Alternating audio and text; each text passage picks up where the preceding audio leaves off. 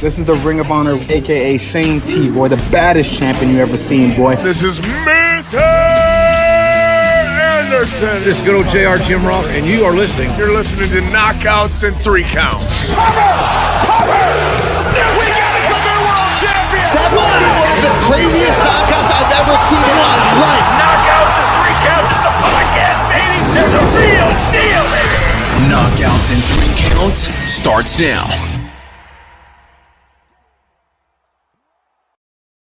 Ooh, what up, everybody? This is Kyle. It is another Thursday. This is Knockouts and 3 Counts. We appreciate you coming through.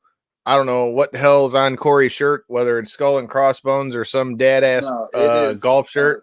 Where can I find a lovely... It is a lovely skull man chilling in a pool floaty.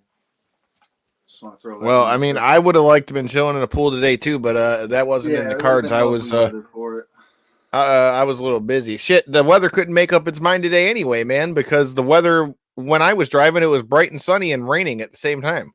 Yeah, literally. I was working during that exact moment, and I was like, oh, this is awesome. I can see, like, the rainbows and the water droplets before they hit. It was, yeah, man. Yeah, it was interesting. Michigan weather. What are we going to do, you know? Yeah, that pretty much sums that up in a nutshell, because Michigan, for anybody that doesn't live in Michigan, I say this because we have the most bipolar weather. Yeah. I don't care what anybody said, but go ahead. Only thing you can do about that is move, you know? Yeah, but that's not really in the cards right now either. For me to be moving or any of that kind of shit, that would be a bad idea for me right now. But there's plenty of shit for us to talk about. There's no guest tonight. It's just you and I shooting the shit. There's a lot of news that's gone around so far in the world of pro wrestling. I've got clips that I'm going to show you from some of the things that we're getting ready to talk about and all that good stuff. But yeah, man, there's a lot of cool stuff coming up. You got the Conor McGregor Poirier fight coming up. Obviously, last weekend wasn't our favorite weekend for fights. Shout out to Justin James and all the haters that got something to say with this man betting his money. Scared money don't make no money, and it's easy to talk shit from a keyboard. That's all I got to say with that. But there's plenty to talk about.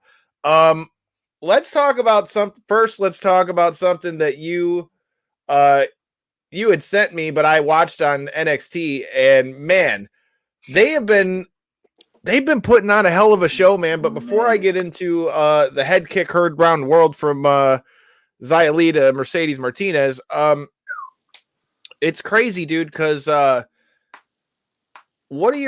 so it's been all in the news. It came out a little bit middle of last week that Karrion Kross, who's the NXT champion, and Bronson Reed, who's the North American champion, were at Raw. It was Raw. I can't remember if it was Raw or SmackDown, but they were at one of the Raw or SmackDown doing dark matches, and then they had them do a match on main event and they didn't have like the entrance and all that stuff. It's like, wow. Number one, I understand that at the end of the day, it's Vince's company. I understand that ultimately, if he wants somebody, they're coming. I get that. But what I'm saying is you got Karrion Kross, who you just put the belt back on after he got hurt when he won it the first time. It's been running through everybody, and you just had him beat like your best 5 guys in NXT pretty much. So why would you immediately want to pluck him and put him on the main roster, number one? And the same with Bronson Reed. You just gave him the North American title. I mean, he's not even had it a full month yet. And then you just move them up. Like me personally, the idea of them going to the big roster sometimes worries me a little bit because, dude, like when they go to look what happens to them when they go from NXT to Raw. What you see with Rhea Ripley is damn sure not the Rhea Ripley we saw before that. You look, I mean, Keith Lee, where the hell's Keith Lee been? He went up there. He's not been on TV for weeks. Not talked about, not nothing. Donovan Dijak or Dijakovic. I mean, he went up there and he's part of Retribution, and then they made him some T-bar shit. I mean, look at Shayna Baszler. That's the perfect example. Look at Shayna Baszler. When Shayna Baszler was in NXT, she was like the longest reigning NXT women's champion, beat the shit out of everybody. Comes up here, you have her start off hot, have her beat the hell out of Becky Lynch and look like a damn vampire in the process. And then we go from that to, I've heard Bully Ray talk about it on Busted Open, but even from my own standpoint, right? Like, for those of you who have been following us for any bit of time, we've had Tara LaRosa, who on the show multiple times, who mixed it up with Shayna quite a bit for the first Bodog Championship and all that. And so to see her putting on a rear naked choke, which, let's face it, you and I have talked about this before. I am nowhere near on the level of Shayna Baszler, but if I get you in a dead nuts rear naked choke like that, there's not a whole lot you're going to do to get out of it. No. Short of spiking my head into the mat. And to have her just kind of slide out and didn't even like really do much. How do you have her go from such a killer to like a glorified like stepping stone at times? Well, that's a lot of times you bring up like the cross implementation of jiu-jitsu and stuff like that into the wrestling world. And sometimes I feel like it works out in the positive light, but sometimes it just doesn't, honestly, especially because of the fact that fans are becoming more savvy to what positions work and what don't. And when somebody gets to a certain position, what it's going to entail, I guess you could say. And that's where I feel like some of the times the wrestling jiu-jitsu kind of is a miss, is the fact that, like you said, if you see somebody in certain positions and it's a lock, it's over. See, but here's the thing. That has to do with creative to me. Or not creative, but whoever's agenting the match, Like, don't get me wrong, their matches are still good, but I mean, those are details that I guess. Wow, that was a hell of a bang. Anyways, there's nuances that not every normal wrestling fan is going to see, but I'm just saying from a pure standpoint of look how much tougher she'd look if you just let her be her. Now, I understand she's not the biggest talker. You don't necessarily need her to talk that much, but she goes in there. Why can't she be like the female Ken Shamrock pretty much? Okay. Ken Shamrock used an ankle lock, but she chokes everybody out and stomps their elbows and shit. So why can't, like she was doing so good as a killer in NXT. And then even when she first came up, and then so to see that kind of stuff has me scratching my head a little bit at times. But a quick question before we jump off topic on this, with the whole movement up from NXT, do you think that just has to do with the fact that WWE's been letting go of so many people as of late? Do you think that's why they're plucking people from NXT more regularly, I guess you could say? Nah, they always pluck them. But it's more so to do, I think, with, they could be trying to replace people up there, but at the same time, the problem I find more so lays in the fact that Vince doesn't always see things. You got to remember, Triple H and Shawn Michaels are the ones who are running NXT. Mm-hmm. Then you got Vince, who is the end all beat all period. That's right. It. Right. And everything goes through him. So if Vince doesn't see things the same way as they do, I don't know. There's a million different things. And if Vince ain't happy with it, that's ultimately where everything. Obviously it's all under his banner and stuff, but does he still have, I guess, like creative say so over what? Everything goes through him, dude. He's at every show. He's sitting in Gorilla. He's on the headset. So yeah, he's still Raw and SmackDown. He's got control. Now they got booking teams and things like that. Well, but no, I'm saying with NXT in particular, is he at the same helm? No, not NXT. No. That's Triple H and Shawn. Does he still have ultimate control if something? Oh, he has ultimate control over everything in that company. Okay. How much does NXT still fall under the banner in his eyes, I guess you could say? Everything's WWE in there, so ultimately it all has to go through him. Now, for the most part, he lets Triple H and Shawn Michaels go, but if it come down to something where I want so-and-so, they may be able to keep him there for a few more months or something like that, but eventually, if Vince wants you, you're going. Now, talking about people really laying their shit in and getting their shit in with knockouts and things. Hot damn. Mercedes Martinez, we got to meet her in Evolve before she signed with WWE. Couldn't have been cooler. I was really looking forward to this match with Xia Li, but damn, you always see Xia Li coming out with these kicks and really throwing them. Well, check out what happened with old Xia Li and Mercedes Martinez, so you know what we're talking about. Wow. Oof. Oof. And I originally got sent this as a clip asking whether or not it was a work. And I had sent it to Kyle basically saying the same thing. Like, hey, is this real? Is this like... Cause dude, see, that's why I try to tell you, fam. It looked like absolutely like she hit her face off the fucking mat. She did. It didn't look. There was no like qualms about it, but I wanted to ask from a more trained eye, I guess you could say, of like, what's there to be trained in? If you watch the slow-mo of it, you see her fucking foot smoke her in the face. She was out before she ever hit the ground. That's why they stopped the match. I know. They stopped the match abruptly after that, dude. For good reason. I mean, you can't continue. Shit, I mean, dude, she got her bell rung. For any of you guys who are watching this and just saw what we were talking about, I'd love to hear what you guys think of that in the comments. Let's see. So that was one thing I wanted to talk about. Hopefully there's no real big damage for Mercedes Martinez. Like I said, we got to kick it with her here in Livonia, obviously a couple years ago now at this point because of COVID. But she couldn't have been cooler, man. And I really am excited to see what she can do. I'd love to see, a full-on, rivalry for a bit with her and Raquel Gonzalez, man. That would be fucking great. That would be hard-hitting matches from the female end for sure.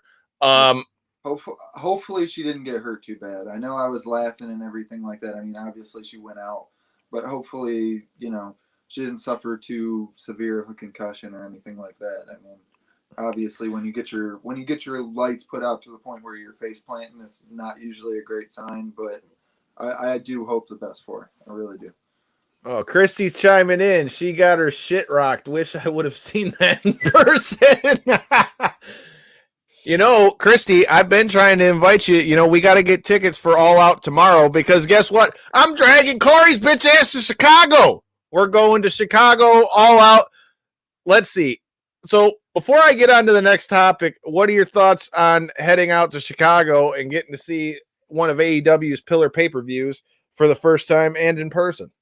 I'm excited as hell. I mean, of course, for the event, I'm always excited to go to, whether it be something that's out of my ordinary or not, but just I'm a people person in that regard. I'm social, so I always enjoy getting out and doing the social festivities. But with that being said, I mean, the event's going to be fun. I'm most looking forward to just honestly going to Chicago and getting the fuck out of town for a couple of days. That's what I look forward to the most.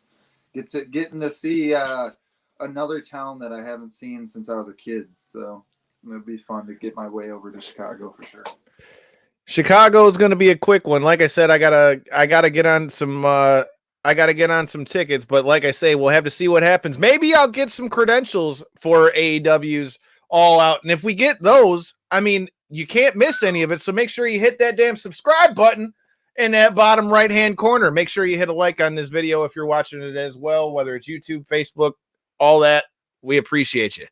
But like I said, I'm excited to get you out there because I feel like AEW has the perfect atmosphere for you to see what can happen when you're watching, a hype crowd. A hype crowd is going to make it a lot better too.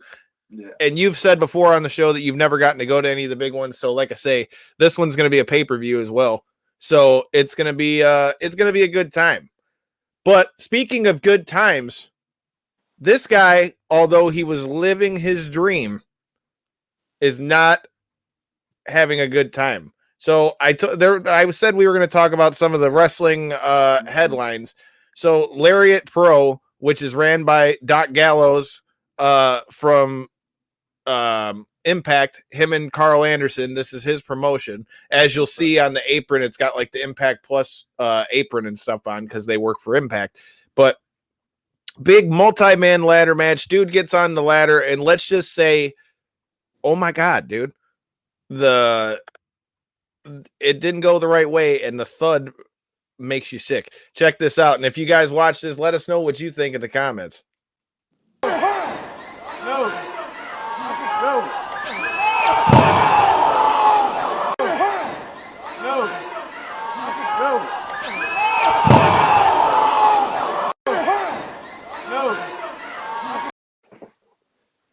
Good, my God. Now, again, you're saying you were asking on the last one, was that real? Did you not hear my man's like body just? I just want to say, for anyone who works on ladders, like for a living, like I do, one thing you never do when you're trying to get off a ladder or do anything, like I've done. He was trying to jump off.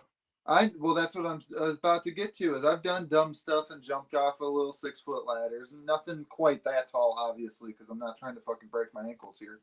But that being said, you don't fucking push off, dude. You just jump. You just jump. You jump upward. You don't jump fucking kicking off, because then the whole fucking ladder's gonna fall over, dickhead.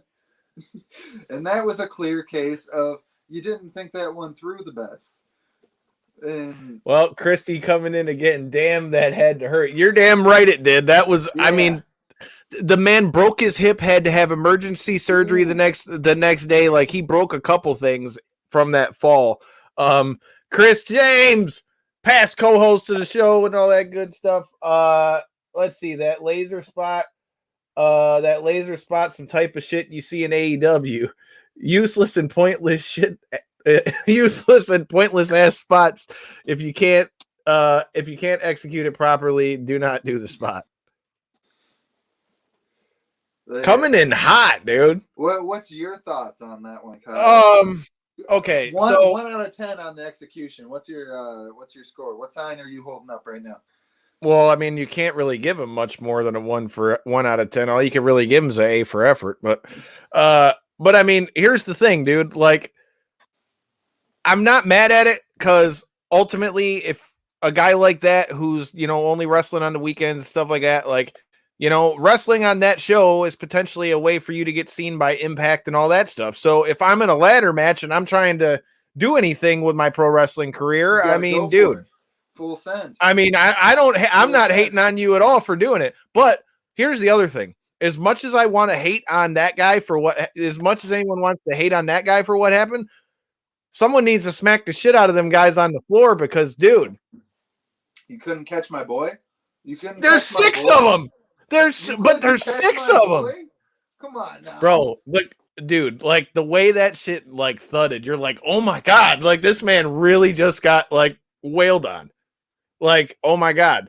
For those of you who are just jumping in here, we're talking about Lazer's fall from the ladder. Now, again, I'm not making fun of this at all, but you were asking the other day when we were talking about wrestling stuff, like when can you tell what's going on with stuff? Well, there's not really very many ways you can fake falling off a 12-foot ladder to the floor. And here's the other thing. You got to realize that ring is up off the floor a couple feet too. So you're really about 15, 16 feet in the air, and then you fall right down to the concrete. That's a gnarly fucking landing, as you can see. Like I said, the man had to get surgery about it.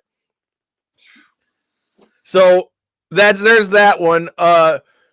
Man, here's the thing. So there was a promo that went down on AEW where Eddie Kingston basically was talking about how they aren't allowed to shine in WWE and or talking about how people aren't happy in the locker room in WWE. And he works for AEW. Now, I've seen so much backlash on the promo, but the thing is, dude, like on one hand, I feel like you're flying the flag for AEW. On the other hand, though, it's like, it's weird to me, right? Like, it's weird to see, like, when they take the shots back and forth between AEW and WWE. Now, don't get it twisted. Back when we were watching WCW back in the day, I mean, Bischoff was giving away WWE's results. So, and hey, if you're an Eric Bischoff fan, we got multiple interviews with him on this here channel. So make sure you hit that subscribe button and check it out. But like I said, man, I don't got a problem with the promo, but like at the same time, man, like if you've never been to a WWE locker room, you can't really say whether, one way or the other. But at the same time, though, I'm never opposed to things getting hyped up a little bit by the shit talking anyway. Yeah, I mean, like you say, if you've never held that spot, you can't necessarily say too much. But at the same point, wrestling is a small world. I mean, it's a big, And he knows multiple people that work there. I mean, That's Eddie what Kingston's I'm been in the game referring for like to. 20 years. So it's not like you don't hear stories, That's what but I'm referring to. And more often than not, because this isn't the first rumblings I've heard of this type of stuff, the way there's smoke, there's fire, whether it be a big fire or not. I believe it actually is maybe a potentially like medium size, like not maybe to the point where it's well, like I think a lot of it rumbling. has to do with, I mean, like you and I were talking about before. I mean, they had the whole thing with Mickey James in the trash bag and all these people that they've been, releasing. Yeah. That's, I think, a lot of where that's coming from. Like, Well, the releasing, like something as stupid as like the Twitch streams and stuff like that they can, like all the fact that they're like the modern age, you can. I mean, you see all the characters that we have on our show. I mean, some people obviously come on and tell their story of who they are and stuff, and then obviously we still have a lot of characters that come on. And so you can play your role and do media in the modern way, in my opinion. And I feel like a lot of WWE tries their best to coattail it, to give it the exact look that they want. And it kind of holds a lot of eyes from being able to just view the content, in my opinion, or gain interest in somebody beyond just what they're going to do in the cage or, in the ring in this circumstance.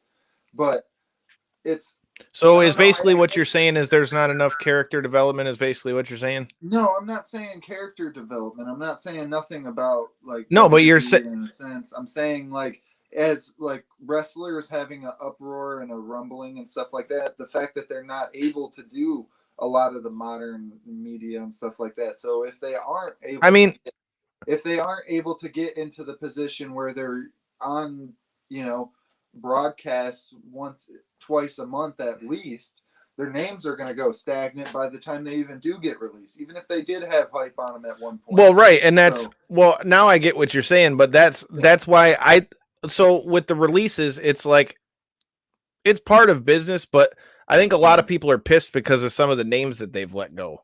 Yeah. Because some of the names they let go, I mean, at the end of the day, business is business, and we don't know ultimately why they did that.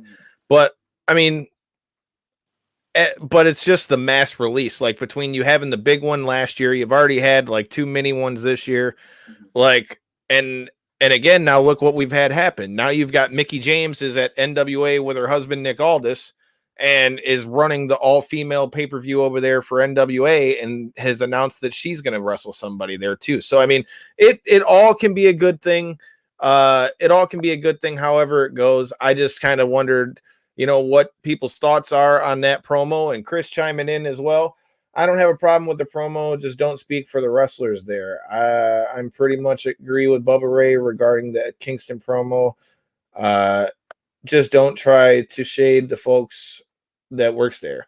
And I mean, that's the thing, right? Like you said, I mean, wrestling is a small world. So a lot of people know, who people are and all that kind of stuff, man. So it's like, I don't know, man. I don't got a problem with it. I mean, like I said, it's hyping the flag. I mean, it was a little different when you would see it when they were going back head to head. Like if they were both still on Wednesday nights, I feel like it might have been looked at a little differently because, you could still say they're going to head. But now that NXT's on Tuesday and AEW's on Wednesday, I mean, it is what it is. Like I said, I'm a big fan of Eddie Kingston, so I don't got a problem with it. I just think I just kind of wondered what your thoughts were and what the listeners, watchers, however you're checking this out, what their thoughts were on it.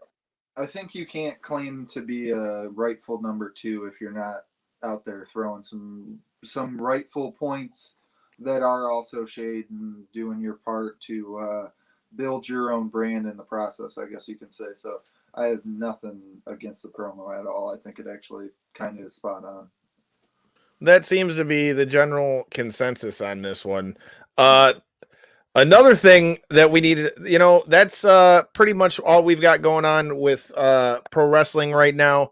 We got 4th of July coming up and all that stuff. Tomorrow night, Tuesday's guest, Dylan D-Boy Massington, is going to war on Fury Grappling. If you haven't gotten to check that out, please check that out. If you're a pro wrestling fan, we have a great story in there about him going with Matt Riddle to his Ring of Honor tryout. And he just sent me a bunch of pictures of them two together training. We'll drop that in the clips section of the channel. Like I said, if you guys didn't get to see it, like I said, you can watch it on Facebook, YouTube, or anywhere you get podcasts. Like I said, all you got to do is hit that subscribe button. But let's see, what else do we got here? Looking down my roads. So there you go. That's pretty much all I got as far as the wrestling end goes. But I mean, there's also plenty to talk about in the MMA realm. Before I get to some of the news stories that have been going through this week, we were talking about this before we went on the show. Speaking of AEW, there's some rumblings that it might be, Jake Hager versus Fedor when he comes back for his fight in Russia, because there's been no opponent announced. Mm-hmm. I want to know, for all of you guys who are watching, I want to know what you think. Do you think Jake Hager has a chance in hell?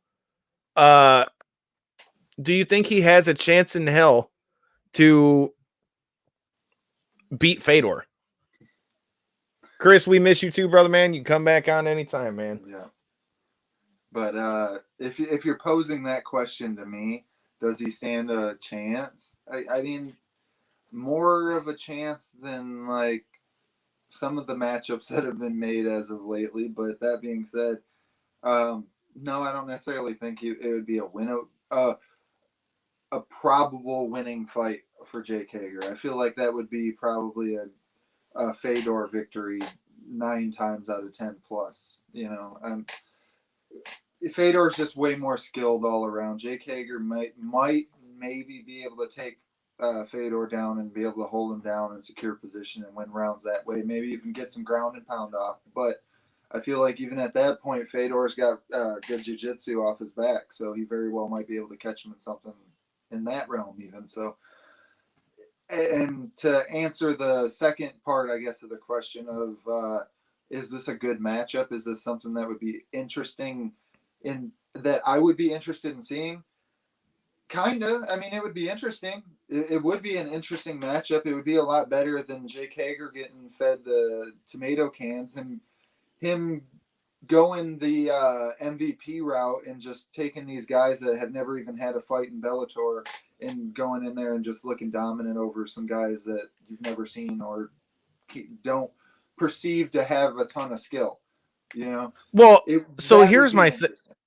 So here's my thing with it. If we're talking just skill and knowledge wise and all that stuff, I don't really think there's an argument that could ever even be made other than the fact that Hager's younger than Fedor. Significantly but younger. Right. So that's about the only reason you could really say anything with that. As far as who I think is going to win the fight, I think Fedor definitely gets the dub in there. But my thing is this, though. Unfortunately, we're still in a spot, and you can even attest to it, where many MMA fans, they just want to hate on wrestling and all those things. I look at this from a different standpoint. This would be nothing but good for not only Fedor, but for Bellator. Because if they do run that fight and it ends up being Hager versus him, they're going to plug the shit out of that on TNT. Yep. So that brings more eyes back to Showtime, that brings more eyes back to Bellator. And hell, look at what all this cross promotion stuff between Justin Wrestling has done. I mean, I don't think it would hurt anybody at all if, that if you want to play the MMA and wrestling card like they did when Bobby Lashley was fighting for Bellator while still wrestling for Impact. I mean, dude, that's a pretty good way to do it. And here's the difference. AEW is on a much bigger platform, I believe. Yeah, I absolutely agree with that, because Bellator, even in some of their best events, they're like I always use the Twitter trending as like my records of how high things are doing. And Bellator in their best of best events aren't reaching the Twitter trendings too often. I have to do digging to find a lot of their Twitter stuff. So with that being said, AEW's tenfold social media presence. Just it seems like viewership numbers, even honestly. But Oh, dude, they're doing good numbers every week for the most part. The only problem for them is, good for them that the playoffs are finally over all that was going through. Nearing, yeah. Well, they're back to their normal. We're nearing the end of the season, so they won't have to keep moving every week. Because for the last 3 weeks, they've been on Saturday at 10 p.m. They're getting moved. Once it was on Saturday, the last few were on Friday. Ultimately, I've got it set up on a DVR for me, so it's already going to be recording. But, for those who tune in, weekly and are watching every week, you're bouncing people around. I think it'll be good once they're able to do that, because I've heard rumblings that they're going to go over to TBS next year or something like that. I could definitely see that, just because of the fact of the network. The promotion's doing numbers. Every single thing I hear about them's trending upward, in the right direction. So all these networks, they pay. Except for the shirt I'm wearing, the exploding barbed wire death match that didn't go boom. But okay, so they have their duds. No, I'm saying that jokingly. Chris coming in the comments. Let's see what you got. His comment he goes, to be honest, Hager's still kind of green to me when it comes to MMA, but it would be an interesting fight. And he said he doesn't see him beating Fedor. I agree with that completely. He's definitely green when it comes to MMA. I'm just saying, again, just from a pure eye standpoint. Here's a perfect example. We've been talking about all these fights with Floyd Mayweather and Logan Paul and Jake Paul and Tyron Woodley. It's all getting hot because of Logan Paul and Jake Paul's name tied up with whoever they're fighting. This is the same thing. This is going to be good crossover for both. And hell, what happens if Jake Hager comes out and beats him? Then what? Holy shit. Not only now do you have a big star in AEW, he immediately makes himself a star in Bellator, even if Fedor wasn't at his peak. If he goes in there and beats Fedor, after only having 4 fights? I believe it's either 2 or 3. I would have to check, but I believe it's 2. Yeah. Either way, with less than 5 fights, if he goes in there and beats if he goes in there and beats him, it'd be insane. See, Chris says the same thing. He said everybody benefits from him, and he's also everybody. Oh, go ahead. No, good. Go ahead. I was gonna say everybody except for the diehard MMA fans would be throwing a absolute shitstorm on every social media platform that they absolutely could. I feel like a lot of the diehard MMA fans would be much more chomping at the bit to see somebody like him versus JDS, or him versus Overeem. Shit, him versus Barnett, the fight that never fucking happened. How about that one happen? Now that they're both under the Bellator banner, I wouldn't be mad at that either. But I think, like I said, I think this is more just a name. And let's face it. Ultimately, yes. Does it bring eyes with the whole Bellator thing? It brings eyes to Bellator, but do you want to really take too many more chances on seeing Fedor get beat up? Look what we saw in PFL. Anthony Pettis now has lost twice. Yeah. He was supposed to be, really arguably on that second one. I thought. No, I agree. And I'm not even saying that. I'm just saying maybe a draw because of the fact that the other guy's name, I forgot at the moment, but only because the other guy was able to get a couple knockdowns in the second round.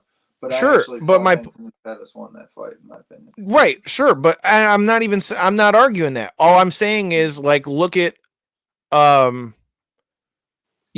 they had the whole thing with Anthony Pettis. He lost. Lance Palmer lost. Verdum lost until they really reversed it. I hate to keep interrupting you, but the Lance Palmer losing twice. I've watched him now compete in every PFL season and look absolutely dominant against every single opposition that they've thrown his way. And for him to just get, I don't know if he lost the edge or something in between the long COVID season break off, or whatever the case be. But that one, I feel like, really goes by the wayside in a lot of, MMA fans' minds, is the fact that Lance Palmer was on a streak for a long time. He's got to be rich off those millions he was making from all these tournaments that he was winning. But I don't know if he lost his edge or if training just kind of but that goes right into what I'm talking about. You got PFL trying to build themselves up, and I mean, you brought in 3 big names and they all lost. And then Rory McDonald lost on some bullshit on a decision. He never should have lost that fight at all. I'm just saying, for the record's sake, every big person you've brought in is either lost or it got turned to a no contest. Yeah, I mean, even another one that goes by the wayside is Kamaru Usman's older or younger brother. I'm not sure on that one, but he lost. He lost. I feel like that's a little different though, because that's not like the big name signing that they're bringing in. It could have been, right? Think about if he would have won both fights in the heavyweight tournament in the in the playoffs. That could have been. It may not have been at that exact moment, but it absolutely could have been. He could have been for sure, but I'm just saying that's not somebody that they brought in thinking, he's going to be the big star. He's one of them guys to bring him up. But Chris is coming in the clutch in these comments, which is giving us something to really talk about it. He said if Hager beats Fedor, his only thing is how will AEW book Hager after that. Here's my thing. That's a great point, number one. But here's the thing. Like, I would imagine if AEW goes in there and beats Fedor. I mean, look, they've already brought in Mike Tyson. They brought in Vitor, who is now going to box Oscar De La Hoya. Then you got, I mean, they've brought in a bunch of names and used them. Hell, Shaq had a match and all that on there. So I would like to think that if Jake Hager somehow managed to beat Fedor, I have to believe that AEW might do a little bit better job of pushing that. But then again, who knows? But then the thing is, think about the moneymaker that Jake Hager becomes again, though. Have they been put in that spot yet where they've gotten somebody that's gained some giant notoriety outside of their own promotion? Something that they've built on their own, I guess you could say. Have they had somebody, one of their already signed athletes or whatever the case be, garner some giant attention? And how have they responded if they have? So are you saying, like, has anybody been able to make themselves a star inside AEW? No, not inside. I obviously know through their own means of, promotion and so on. I'm saying through the athlete's own means of promotion. Has anybody? Oh, dude, that happens with all of them. From the outside, have they made themselves a star? Well, yeah, dude. I mean, think about Sam, dude. Sam is on NWA, and he's been doing his thing out on the indies for how long now? He just signed with AAA in Mexico, which is Mexico's WWE. I'm not saying it in that regards. I'm talking for AEW in particular because I was going to ask how did they they brought notoriety to AEW? No, I'm not talking about bringing people in. I'm talking about somebody that was already under contract through AEW. Were they able to garner an attention that they became a star through other means, and then how did AEW handle that if that was something that was played out, is what I was trying to. Well, they had, you have the Shaq match. Shaq was Jade Cargill's partner against Cody and Red Velvet. That's another one of bringing somebody in, though, not necessarily somebody already on their roster that became a star. That's what I'm trying. Well, dude, that's what I just said. Like anybody you've got on AEW, I mean, if you want to talk about, look at Darby Allin, dude. I mean, Darby Allin had a little bit of name before he came in there, but he didn't have the name that he's got there in WWE now. Or in AEW now. I mean, you put Sting with him, he's going to be in the new Jackass movie. Yeah, I think we're just off on the question I'm trying to ask you here. he said he thinks you're talking like The Rock or John Yeah, Cena. exactly. Well, in a sense where they were able to garner their own attention that wasn't necessarily because of like the Rock and John Cena were both able to garner their own celebrity and status from. Well, okay, outside of so the, if that's what you you know, mean, I do think there's and some they were people that still an athlete at that time. And then what I was trying to see is how AEW would have handled that situation. That way, well, they instead of- haven't had that quite yet, but I mean, Okay, they do that's- have guys that are they do have guys that can do it. I mean, Cody and Brandy are about to have their own reality show on TNT, you know, just just like what they did with the Miz and Maurice in WWE. You know, they got that Miz and Mrs. show or Total Bellas or whatever. They've got all those spin-off shows. So I mean, with them, I could definitely see that. Things out, strictly not wrestling. The only I'm trying to think of who else. I mean, you've got I'm trying to think of, I mean, you got Batista, but that's WWE. But I mean, as far as AEW doesn't have any yet. Well, how long has AEW been in existence at this point? 2 years. Oh, so they're making a killing for 2 years. I thought they were at like the 5-year mark or something at this point. They're doing. I'd say the closest thing to AEW to that is Darby Allin and Cody. I couldn't agree more. But hey, we got a chat with Darby Allin that got me in trouble with Bleacher Report. You can check that out if you hit that subscribe button. Anyways, like I said, Darby Allin would be the one that's really kind of broke out so far. But again, before Darby Allin ever started wrestling, he was known for the crazy stunts and skateboarding shit that he was doing before that. Because like he already knew Tony Hawk and all those guys. Like Tony Hawk went nuts when he found out he was wrestling.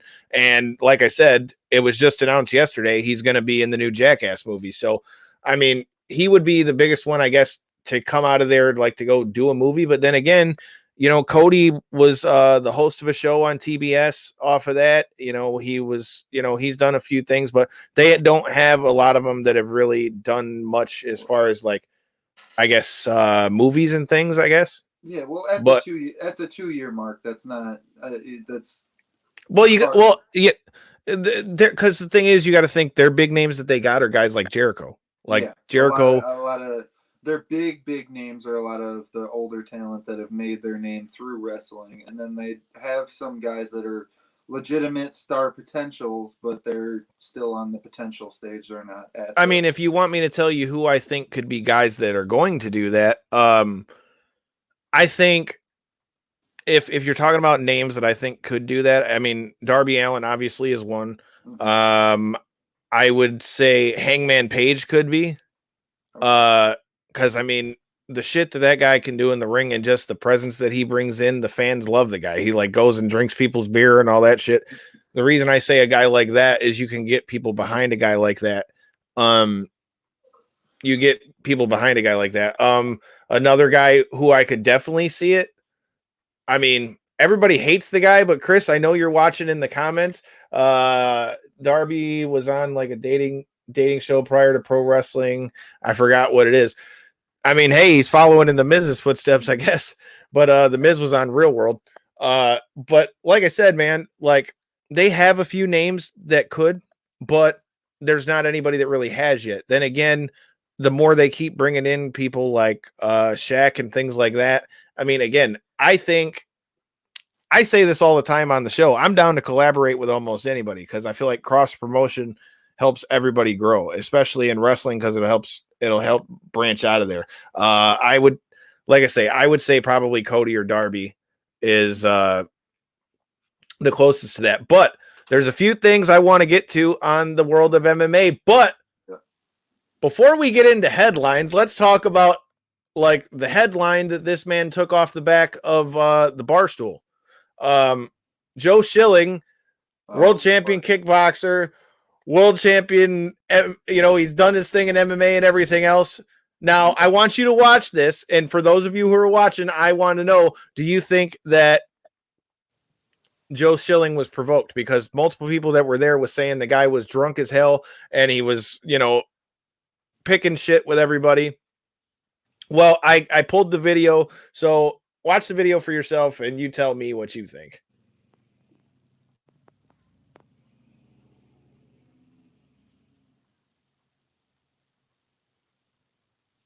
Here comes Joe Schilling out of the bathroom. Just tried to move him out of the way, and this kid clearly said something and got wailed on. It's very unfortunate to be a guy that doesn't know who Joe Schilling is, that also is a guy that's too drunk talking shit to strangers.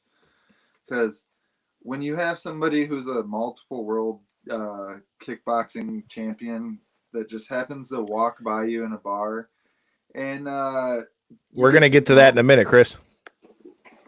When you get smoked like that, I mean, it's unfortunate. Was it provoked to the point where it should have necessarily taken place? I don't think so, to be honest with you. I mean, especially somebody like Joe Schilling, he should have definitely been able to laugh off some fucking half-wit drunk guy in a fucking gray button up in some shitty fucking. No, it was out at Outback. It was at Outback Steakhouse. The guy worked there, and that's why he was dressed up like that. Even worse. Even worse. The guy works at Outback and he got drunk after work or something, or he's. It wasn't after work. He was still. This dumbass tries to flinch at you. I'm not saying he should have beat the guy up. I had seen the thing brought up on the Michael Bisping Believe You Me podcast, and they had brought it up. And for all of you that didn't know, Michael Bisping had kind of suffered the same type of thing, but in reverse effect. He, of course, didn't get knocked out, but he got punched on the street of New Orleans just last week for no apparent reason because he was recording some people. And I would quit too, Chris. You're damn right. I wouldn't want to go back there because everybody's going to be like, you got your ass whooped. Oh, you would have to quit after that. But Michael I think he'd probably get in his future endeavors papers, actually. But Michael Bisping did the right thing. He just laughed it off. He laughed at this guy punching it, and the other guy actually punched him in the face.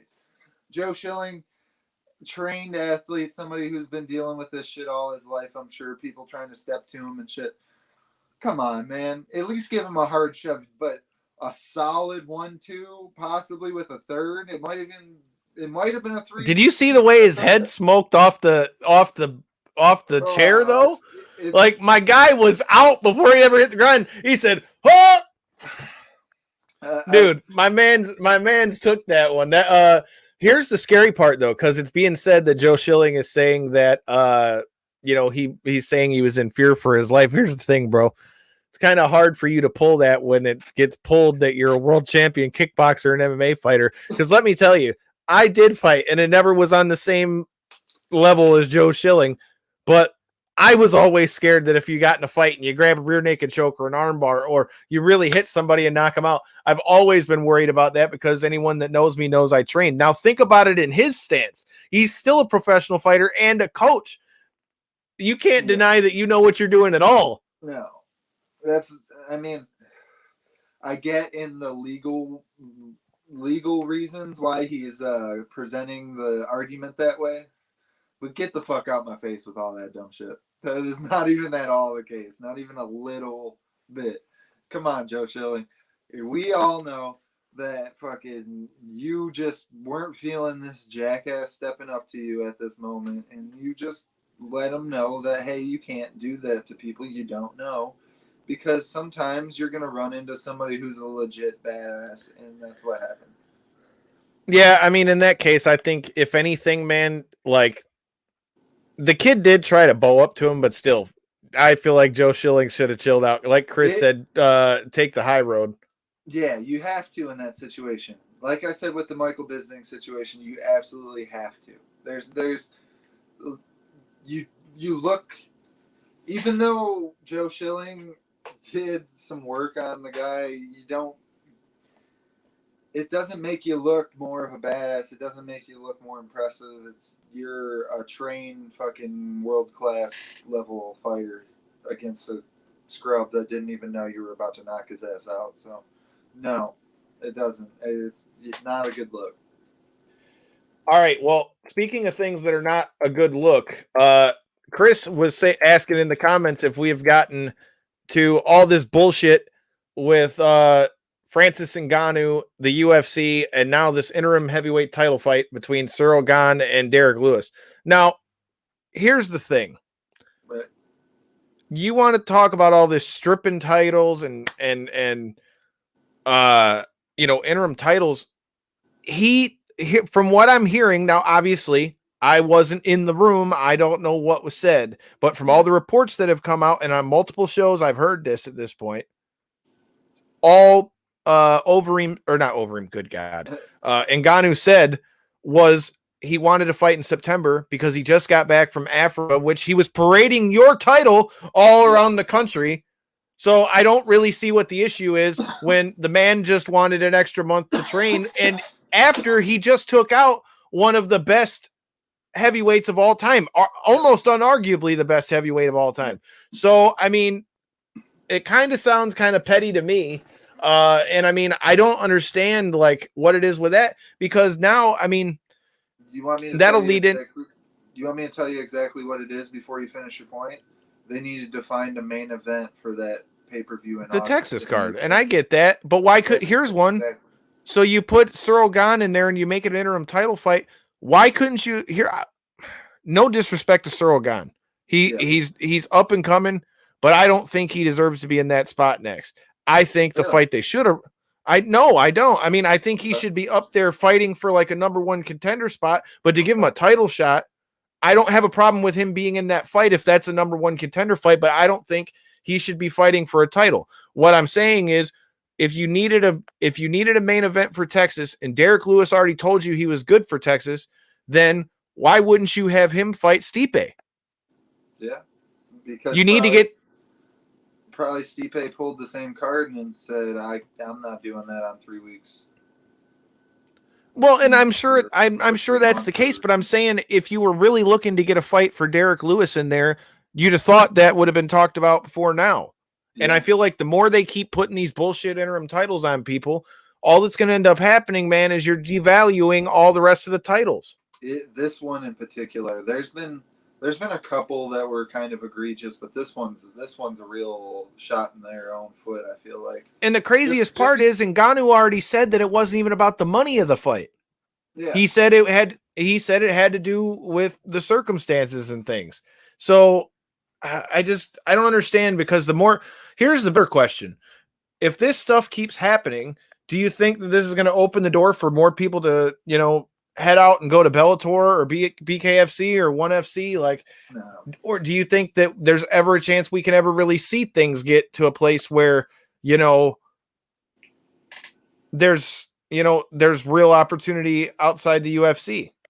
I mean, yeah, there is right now. I feel like there's genuine interest. Like, as soon as just using this as an example, but when I seen the AJ McKee Food Truck Diary, when that dropped earlier today, I clicked that immediately. I was excited as hell to see what he had to say in anticipation for that fight with him and Pitbull at the end of the month.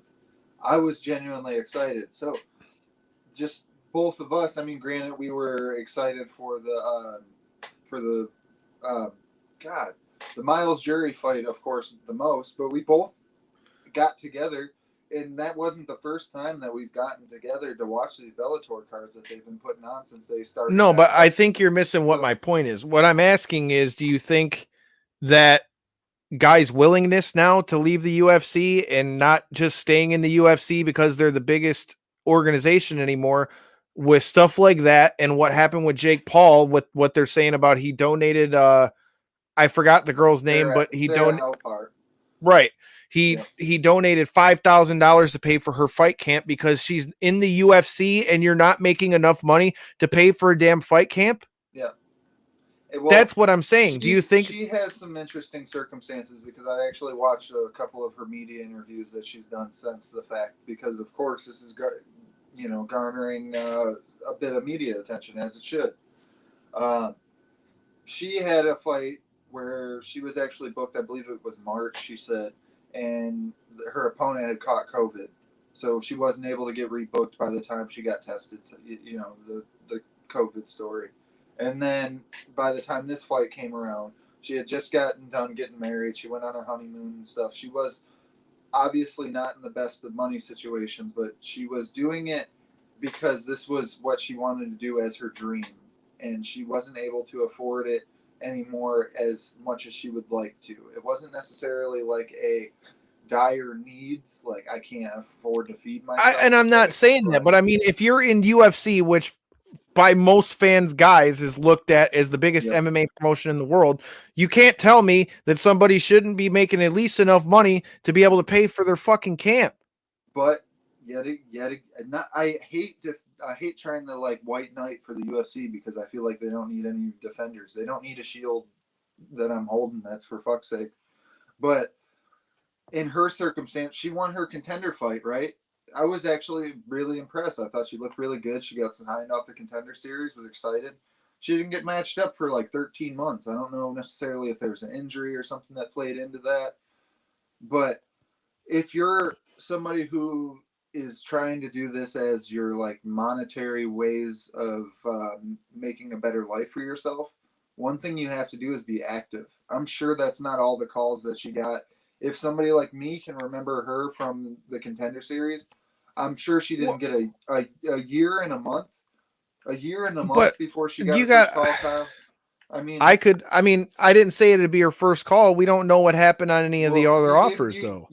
But that's what I'm saying. You were looking at like it could have been, and Either way, though, I'm just saying there's no way that somebody who's fighting in the UFC should be making little enough money that they can't even cover their own camp. That's what I'm getting at. I don't give a fuck about Jake Paul. I'm just saying that guy has made a lot of sense when it comes to fighter pay and all that, especially when you look at all that shit that just happened with his brother and Floyd Mayweather. Now, again, I'm not hating on you. Go get your money, bro. No. But all I'm saying is, like, go get your money, dude. I ain't mad at you. But all I'm saying is, though, like, there's no reason that guys and girls in the UFC shouldn't be. I mean, I feel like fighters should be getting paid more. And I guess what I'm saying is, do you think by people like him sticking out on it, do you think eventually, the UFC or MMA as a whole will try to, start paying guys more money? Because it's not a good look when fighters from other sports are commenting about how little they're making. I mean, shit on Ben Askren all you want, but dude, he made more money than he made in any of his fights in one punch. Yep. Although I wish it wouldn't have gone down that way, but still. In one punch, you're not even lying. But got paid $1 million. You can blow my shit out on my show in the middle of the ring, and I don't give a fuck. I'll even put my hands behind my back. Blow my shit out. I'll just make sure I have a mouthpiece. I'll take that $1 million, sir. Yeah, you can pay me all day, but I'll take a fat nap for $1 million. But that being said, it could, just because of the simple fact that they're a publicly traded company now. I feel like that could possibly change it slightly, because if there's any real public pressure into the point where people aren't buying pay-per-views or something like that anymore because they feel as though the athletes aren't making their share out of the said pay-per-view, or people maybe aren't tuning in to the stake that they are. But the thing is a lot of their money is generated from ESPN at this point. It's not even necessarily off pay-per-views. So that's where the issue lies, in my opinion, is the fact that they're not so much worried about raising stakes for people because their monetary nut is already guaranteed by their overlords at ESPN, I guess you could say. Like I say, I just think now you're starting to see more options for all this stuff. I mean, look at Rachel Ostovich. Rachel Ostovich wasn't really a stand-up fighter, and I mean, now she's about to fight Paige Van Zant in BKFC. Chris coming in the comments regarding pay. Jake Paul is just regurgitating stuff that's been said for years. He's just a big platform, so of course people going to agree with him. This is his way of keeping a good image instead of his villain. I'm not arguing that. I mean, I'm not saying that the guy maybe didn't want to see, some clout for himself, but all I'm getting at is, right or wrong, are we talking about it right now? Yeah. We've been saying for years MMA guys should get paid more, but I've never really seen as much buzz on that as you've seen lately since he was saying it, because now it would be one thing that would go around in MMA circles, but you didn't ever hear about it on like ESPN or anything like that. Now you can't not look at it on ESPN because of the hype that guy's got. So whatever his intentions were by doing it, I'm just saying I hope that it can be a catalyst so that guys or girls start getting paid more. I personally disagree with the sentiment that he's doing it just to get clout or something like that. I think it's I don't either. I don't think that I honestly think he's being straight up on that because I mean Yeah. I feel like him giving that girl that money pretty much. I mean like no offense, bro, but unless it's somebody I'm real close with or something like that, or I really knew somebody needed it, I'm not just forking about $5,000 like that. Yeah, and to somebody Granted, I'm that not in he's a position to throw necessarily out met or $5,000 like anything that. like that. Yeah, and I mean, shout out to him. And he, like you had said, even if that is the case, but I really genuinely don't feel like that is the case because watching him, he's brought it up in even interviews in that form where it's not going to garner as much attention and eyes. He's talked about it. So I I feel like it's a true statement. And him and his brother have both said that they were big MMA fans going into training boxing. They just wanted to learn how to throw hands more than they did rounded game. So with that being said, I don't think it's a gimmick. I don't think it's something that he's bringing up as a farce. There's a reason why he's paying these guys that are coming over to do these boxing matches with him a pretty penny. He could. There's people lining up to garner the attention that he would bring, and he's paying these guys a good penny. So I don't think it's a gimmick. I honestly don't. I don't either, man. I mean, there's a lot of good stuff coming up. Like I said, we talked about last weekend. Things didn't quite go the way I wanted to because I lost some money too, Justin. You're all right. It wasn't just you, brother. I didn't lose nearly as much as you did, but I got to all the internet trolls that are giving him a hard time. Chris, I don't know if you got to watch that episode, but Justin bet his entire $25,000 purse on himself to win that fight. In a fight where I honestly think he might have got fucked over by the judges. So just in case you didn't know what I was talking about, this man bet 25,000 on himself to win, and I honestly believe won the fight. Yeah. Chris coming.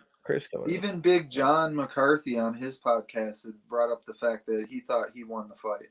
And, I mean, Big John McCarthy's opinion's highly respected in the MMA realm for a reason, and not only was he somebody that's been around since the writing of the rules, but he's pretty good at watching fights and judging them, in my opinion. I agree with him more often than not. So,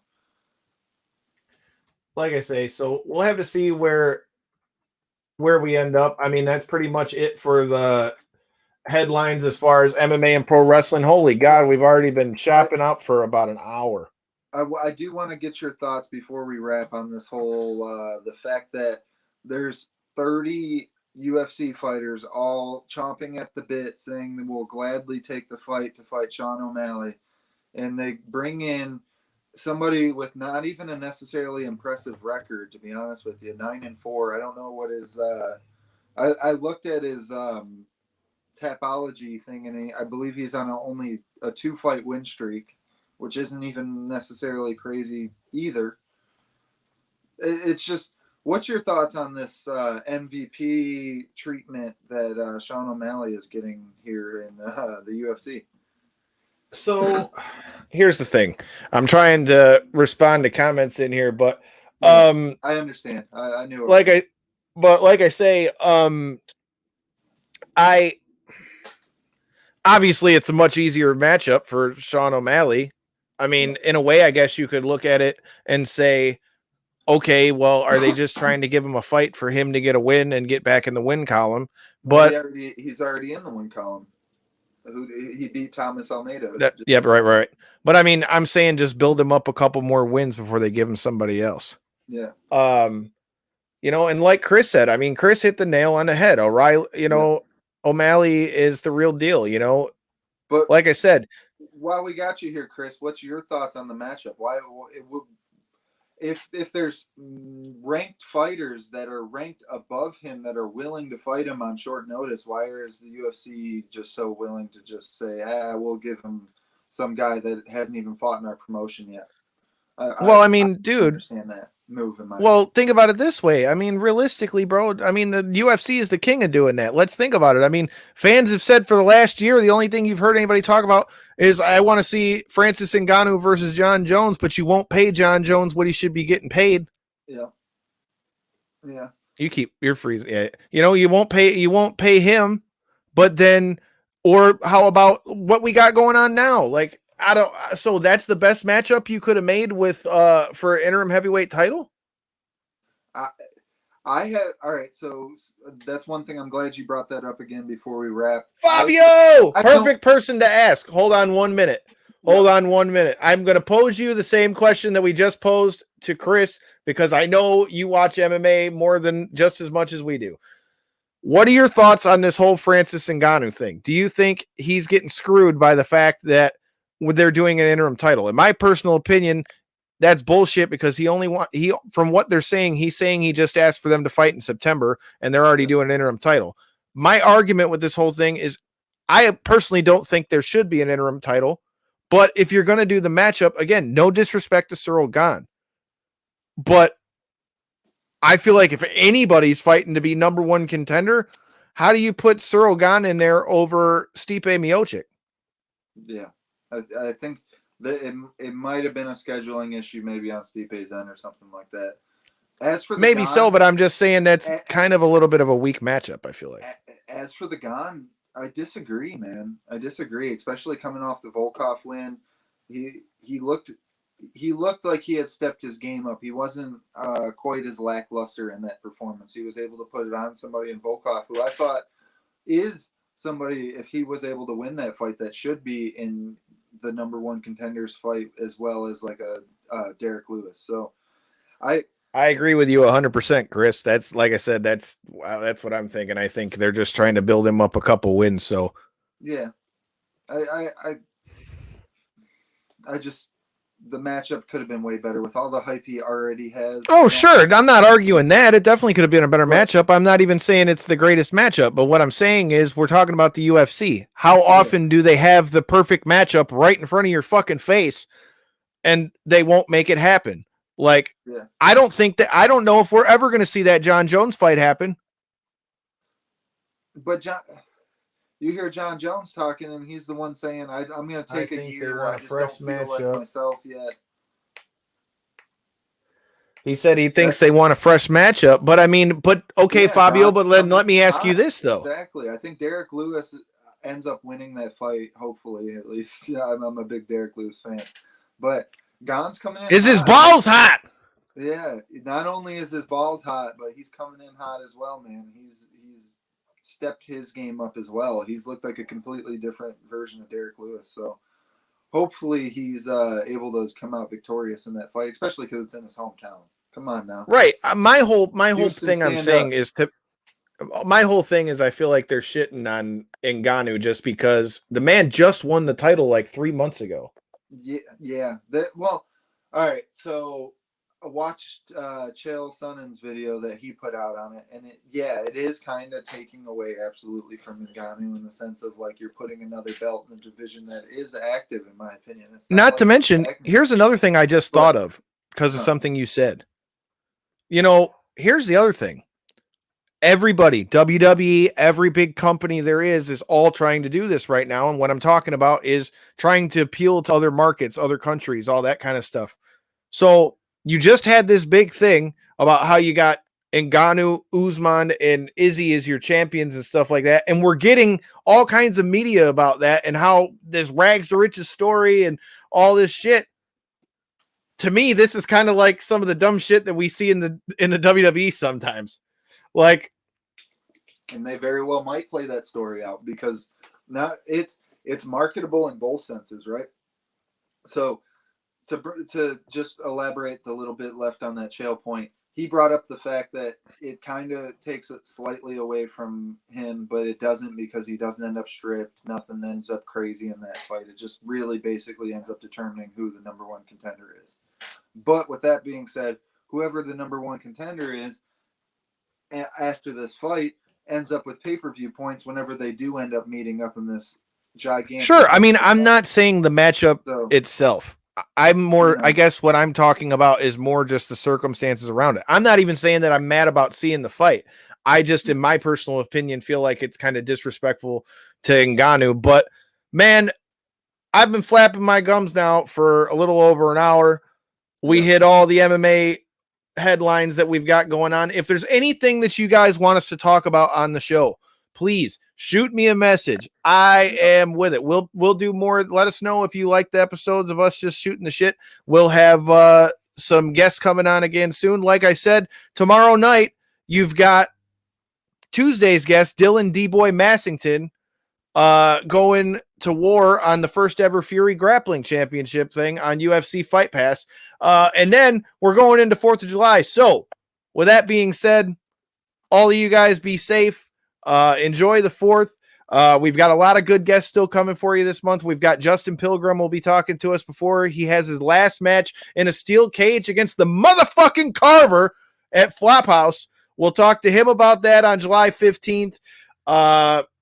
We've got the return of Ryan McKinnell from SiriusXM is going to be coming down right off of being at the Conor McGregor Dustin Poirier fight to cover it. He'll be on with us that Tuesday to break it down from inside the building. And Chris, thank you so much for watching this whole damn thing. Great show tonight. I appreciate you, sir. MVP like I said, we're going to have to get Chris. you. MVP. Yeah, you ain't kidding. And Fabio coming in the clutch. Hey, yo, when we going to link up again, you son bitch? That's all I got to say. Like I said, have a good 4th of July. Everybody be safe. Don't get drunk and drive. And, fuck your couch.